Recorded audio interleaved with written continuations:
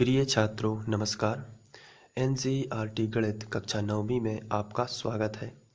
हम लोग प्रश्नावली 2.5 करने वाले हैं, जिसमें दिया गया है उपयुक्त सर्वसमीकरणों को प्रयोग करके निम्नलिखित गुणनफल ज्ञात कीजिए। तो सबसे पहले इस प्रश्नावली को करने के पहले आपको कुछ महत्वपूर्ण सर्वसमीकरण ज्ञात होनी चाहिए। तो ये सर्वसमीकरण निम्न प्रकार हैं।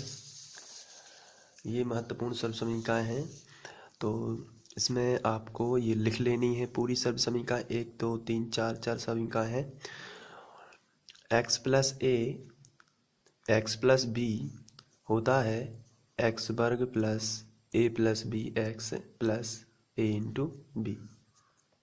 एक्स प्लस ए एक्स माइनस बी जो है उसका मान होता है एक्स वर्ग माइनस बी वर्ग। इसके बाद है एक्स माइनस वाई का होल स्क्वायर बराबर होता है एक्स वर्ग प्लस वाई वर्ग माइनस 2xy। और इसके बाद होता है X plus Y plus Z का होल स्क्वायर बराबर एक्स वर्ग प्लस वाई वर्ग प्लस जेड वर्ग plus 2xy plus 2yz plus 2xz। तो ये आपको इनका स्क्रीनशॉट ले लेना है और इन सभी को लिख लेना है। और इसको लिखने के बाद आप इसे बहुत अच्छे से याद कर लेंगे। इसको लिख लिख के याद करेंगे और फिर उसके बाद आप प्रश्नावली कर सकते हैं। तो चलिए, मुझे याद है, अब आप लोगों को याद करने की देरी है, तो जिससे ये प्रश्नावली हो सके। तो आशा करता हूँ कि आप सबसे पहले ये याद कर लेंगे। चलिए चलते हैं प्रश्नावली की ओर। पहला क्वेश्चन दिया हुआ है x धन 4 x प्लस 10। तो इसको सॉल्व कर लेते हैं। सबसे पहले दोनों के दोनों लिख लेते हैं x प्लस 4 x प्लस 10। अब इसमें हमारी सर्वसमीकरण लगेगी x धन a x धन b। तो यहाँ a बराबर आप बताइए कितना है 4 और b बराबर कितना है 10। सर्वसमीकरण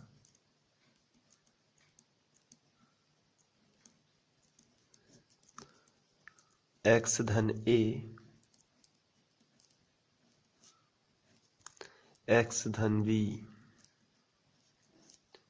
बराबर x वर्ग प्लस a धन b x plus A B. इसका प्रयोग करना है आपको।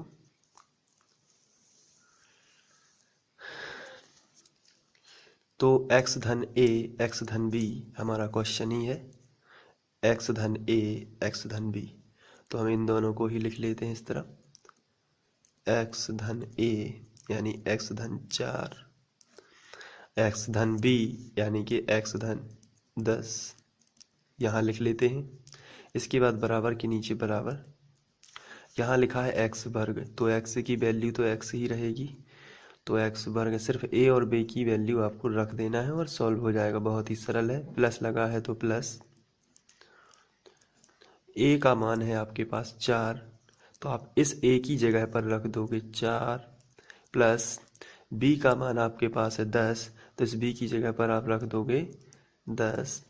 फिर उसके बाद ब्रैकेट के बाहर x लिखा है तो x लिख देना है प्लस a इंटू बी। तो a इंटू बी यानी 4 इंटू 10, 4 गुणित 10।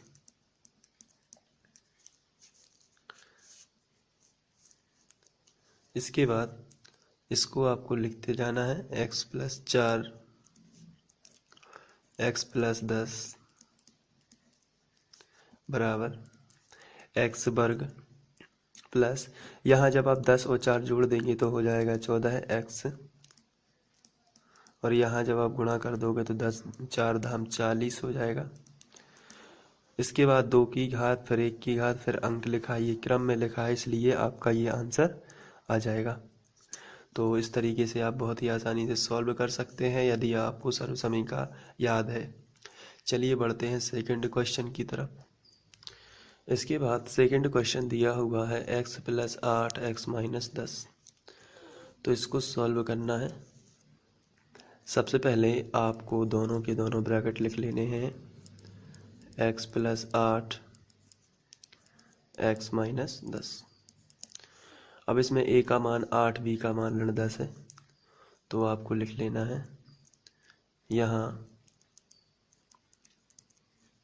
a बराबर 8, b बराबर ऋण 10।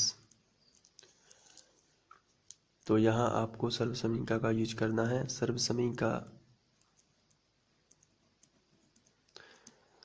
समीकरण देख लेना है। यहाँ पे x प्लस ए एक्स प्लस बी है।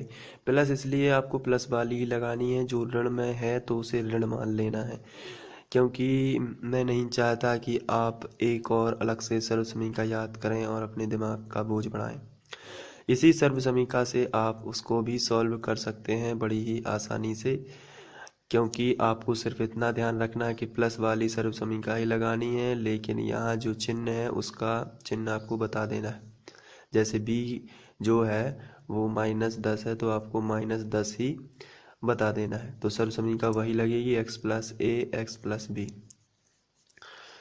तो सर्व समीकरण x plus A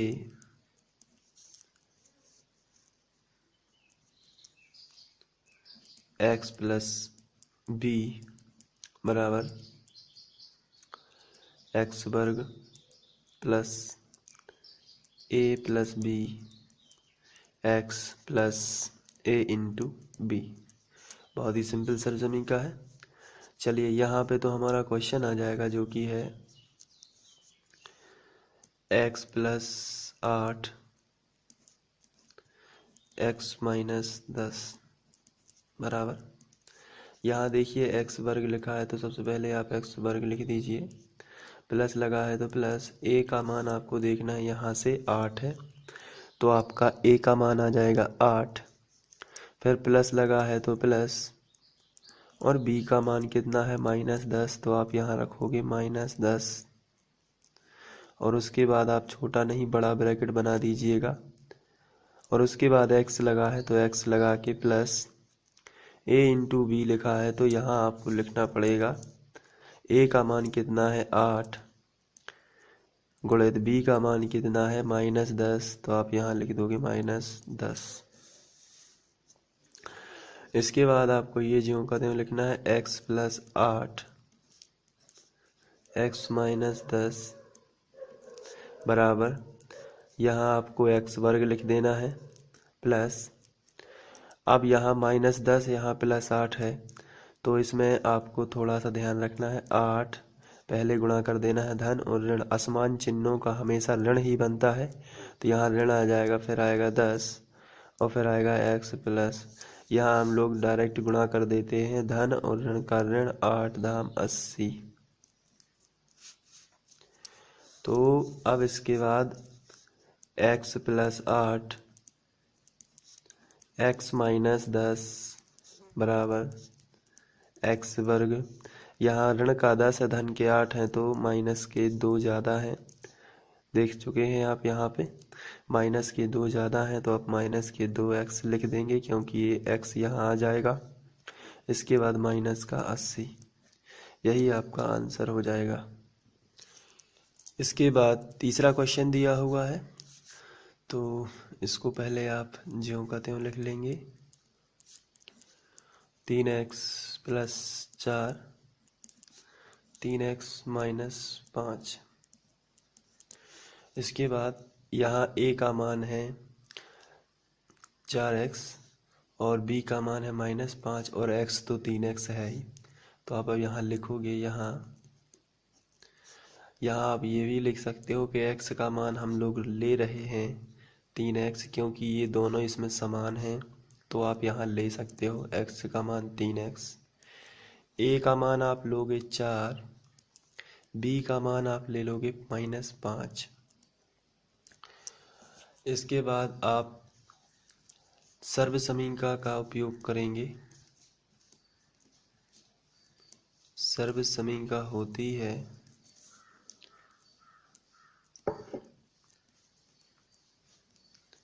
x plus a x plus b बराबर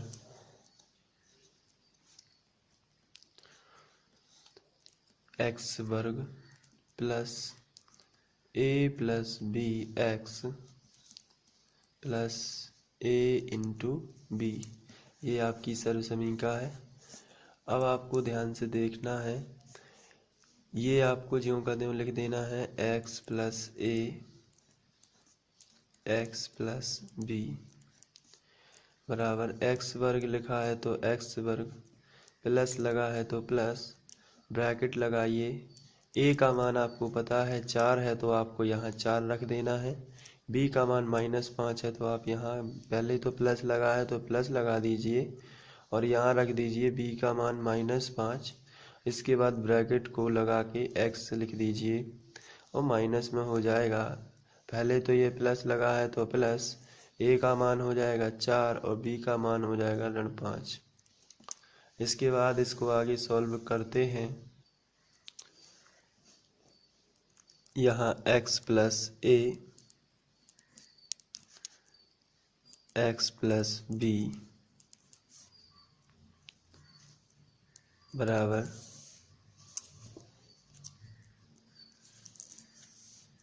एक्स वर्ग प्लस, यहाँ जो 4 है ये ज्यों का त्यों और धन और ऋण का ऋण 5 हो जाएगा और ब्रैकेट यहाँ x माइनस 4 पंचे 20 हो जाएंगे। इसके बाद यहाँ x प्लस ए एक्स प्लस बी बराबर एक्स वर्ग प्लस, यहाँ ऋण का 5 है धन के 4 है तो ऋण का 1 बच जाएगा और उसका गुणा x में हो जाएगा तो माइनस का x हो जाएगा, माइनस में 20। तो थोड़ा सा आप गुणा और कर लीजिए इसमें तो हो जाएगा एक्स वर्ग धन और ऋण का ऋण x माइनस 20, और जो यही है ये आपका यहाँ से उत्तर आ जाएगा। और चूँकि हमने x बराबर कितना माना था 3x, तो आप यहाँ जाके लिख सकते हैं 3x का वर्ग माइनस x की जगह पर आप 3x रख दोगे माइनस 20। चूँकि हमने शुरू में x बराबर 3x माना था तो हम इसको लास्ट में रख रहे हैं। 3 का 9x का हो जाएगा वर्ग माइनस 9x माइनस 20, ये आपका करेक्ट आंसर होगा। आप चाहें तो x बराबर 3x शुरू में जाके भी रख सकते हैं तो उससे भी आपका आंसर आ जाएगा, लेकिन वहाँ कई बार जोड़ना घटाना से अच्छा है एक बार आंसर लेके आओ आप x में और फिर जाके चूकी करके x बराबर 3x लिख के उसको रीराइट कर दीजिए तो भी आपका आंसर बिल्कुल सही माना जाएगा। तो आप जो भी मेथड अपनाते हैं वो ठीक रहेगी। Thank you. इसके बाद नेक्स्ट क्वेश्चन दिया हुआ है वाई वर्ग प्लस 3/2 वाई वर्ग माइनस 3/2। चलिए लिख लेते हैं वाई वर्ग प्लस 3/2 वाई वर्ग माइनस 3/2। अब आपको इसमें देखना है कि यहाँ एक बार धन है ब्रैकेट में और एक बार ऋण है, तो हमारी सर्व समीकरण लगेगी सर्व समीकरण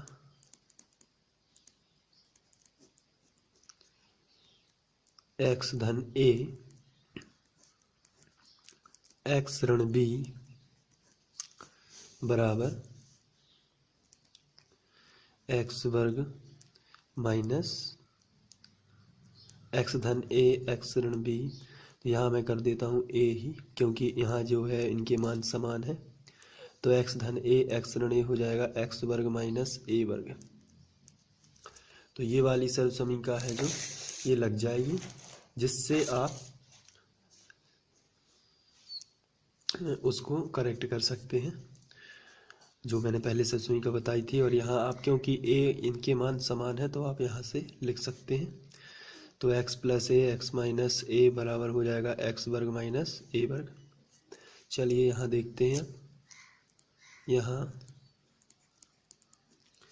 x बराबर कितना है बाई वर्ग, a बराबर कितना है 3/2। आपको इतना बस याद रखना है कि x बराबर बाई वर्ग है सब जगह है और a बराबर है 3/2।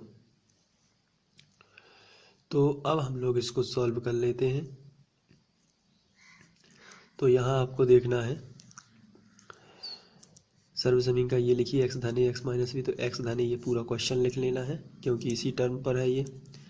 तो बाई वर्ग धन 3/2 और यहाँ हो जाएगा बाई वर्ग माइनस 3/2 बराबर x वर्ग माइनस a वर्ग, x वर्ग यानी x का मान कितना है बाई वर्ग, तो बाई वर्ग और x पे भी वर्ग है इसलिए बाई वर्ग पर भी वर्ग हो जाएगा माइनस a वर्ग। a का मान कितना है, तो a का मान है 3/2, तो 3/2 का क्या हो जाएगा वर्ग हो जाएगा। तो यहाँ हम देखते हैं बाई पर 4 की घात हो जाएगी 2 और 2 की, और यहाँ 3/2 गुणित 3/2 2 बार फैल जाएगा। अब इसमें हम गुणा कर लेंगे तो बाई पर 4 की घात माइनस 3 तिरका 9 2 दूनी 4, तो ये आ जाएगा।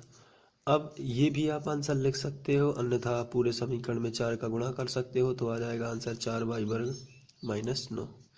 4 का गुणा करने का मतलब ये होता है कि यहाँ भी 4 का गुणा हो गया, यहाँ भी 4 का गुणा हो गया, तो यहाँ जब 4 का गुणा बाई पर 4 की घात की होगी तो 4 बाई पर 4 की घात हो जाएगी, लेकिन यहाँ होगी तो ये और ये कैंसिल हो जाएगा तो -9 ही बचेगा। इस तरीके से आप इसको भी सॉल्व कर सकते हैं। तो चलिए आगे बढ़ते हैं। इसके बाद 5वां क्वेश्चन है 3 - 2x 3 + 2x। तो चलिए अब इसको सॉल्व करते हैं। सबसे पहले आपको दोनों लिख लेना है। 3 - 2x 3 + 2x। अब इसमें आपको देखना है कि एक बार धन है एक बार ऋण है ब्रैकेट में, तो वही सर्वसमीकरण लग जाएगी, या एक्स्ट्रा मैंने वो लिखवाई थी जहाँ b था वहाँ आपको a कर लेना है, तो जिससे ये बनेगी सर्वसमीकरण x + a और x - a बराबर हो जाएगा x² - a²। तो ये आपकी जो है वो सर्वसमीकरण बन जाएगी। तो चलिए इसको अब सॉल्व करते हैं। तो यहाँ बताइए a का मान कितना है। तो x का मान सबसे पहले बता दीजिए, x का मान कितना है, तो x का मान मानते हैं 3, और चूंकि ये पहले लिखा है यहाँ हमारी सर्वसमीकरण में x भी पहले लिखा है इसलिए x का मान क्या हो जाएगा 3। चलिए अब ये बताइए आप लोग मुझे कि a का मान कितना होगा।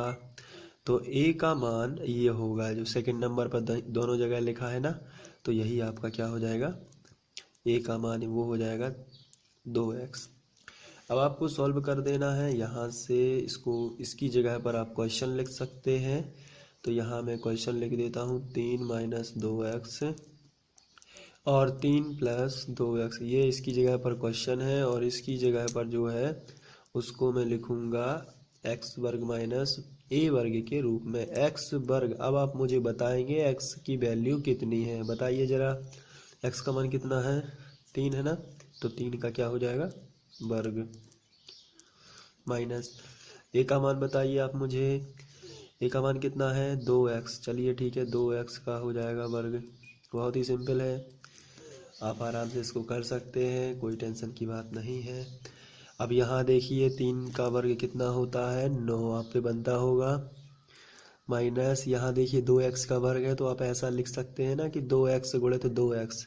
तो जैसे रफ में गए आप, तो मैं रफ में बता देता हूँ आपको, ये रफ है। तो यहाँ आप जैसे आप 2x गुणित 2x करेंगे ना, तो यहाँ से देखना है कि संख्या का गुणा संख्या में ही हो, तो 2 दूनी 4। अब देखना है x का गुणा x में ही हो, तो x यहाँ 1 की घात मानी जाती है, यहाँ भी 1 की घात मानी जाती है, तो 1 1 हो जाती है 2 की घात, तो 4x वर्ग।